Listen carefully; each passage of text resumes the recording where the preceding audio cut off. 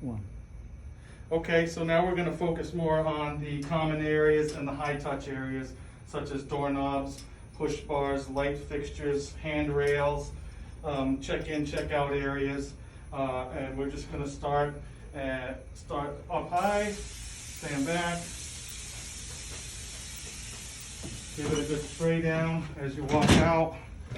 Hit the doorknobs. It can be really quick because it is a fine mist.